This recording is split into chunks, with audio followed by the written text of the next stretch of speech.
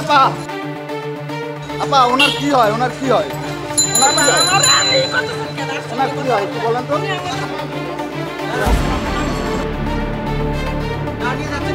আপনি আসলেন আপনি নিয়ে যাবেন না আপনি নিয়ে যাবেন না হ্যাঁ কেমন আনবেন আপনারা নিয়ে যাবেন না কেন হ্যাঁ আপনার বাবারা বৃদ্ধাশ্রমে রেখে যাবেন কেন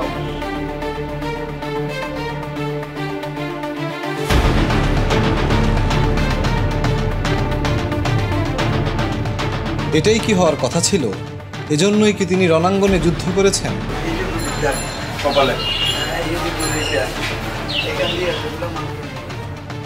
বুলেটের আঘাত যাকে দমিয়ে রাখতে পারেনি, তিনি ছিনিয়ে এনেছেন আমাদের বিজয়। বলছি সাহসী বীর মুক্তিযোদ্ধা শামসুল আলম চৌধুরীর কথা।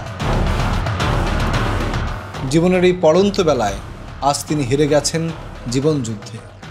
সন্তানদের কাছে বঞ্চনার শিকার বলে তিনি অভিযোগ করছেন।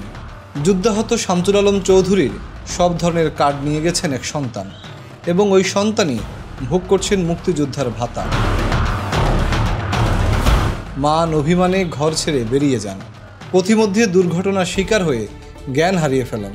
পরে পুলিশের সহযোগিতায় এই যোদ্ধাকে উদ্ধার করে আনা হয় child and old age care আশ্রমে। ফেসবুকে লাইভ প্রচারের পর খোঁজ পাওয়া যায় সন্তানদের। 2 ছেলে সন্তান আসলেও তাকে না নিয়ে চলে যান তারা। পরে গণমাধ্যমে খবর প্রকাশের পর আসে আরেক মেয়ে সন্তান, তিনিও এই যোদ্ধাকে না নিয়ে চলে যাচ্ছিলেন। আপনি আসলেন আপনি নিয়ে যাবেন না হ্যাঁ আপা ওনার কি হয় ওনার কি হয় একটু বলেন তো ওনার কি হয় বলেন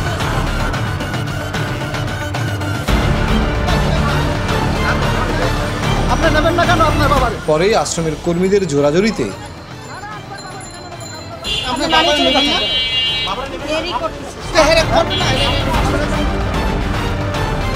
এক প্রকার বাধ্য হয়ে নিয়ে যান বৃদ্ধাকে।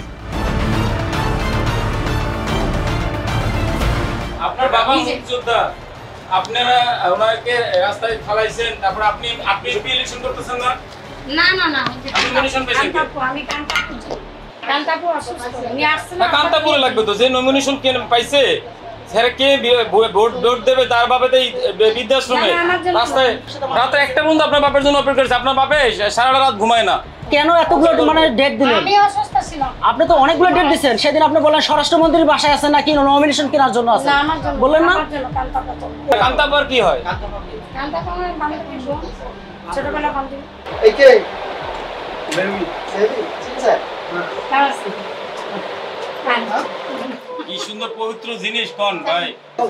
থেকে বেশি এই পরিচয় খুব রাগ করছে। যখন আমি শুনছি তখন আমি অনেক কথা বলছি। কেমন মেয়ে আপনি জিজ্ঞেস করেন সামনে, কেমন মেয়ে বাবা বৃদ্ধাশ্রমে? গন্ডেনের আঙ্কেল উনি ফেরেশতা। আপনি খালি দোয়া করলে হবে, আপা দোয়া করলে হবে। আপনি দোয়া মিষ্টি খাওয়ান আমরা খেপছি না আপনার ডেট না দিলে আমরা খেপতাম না।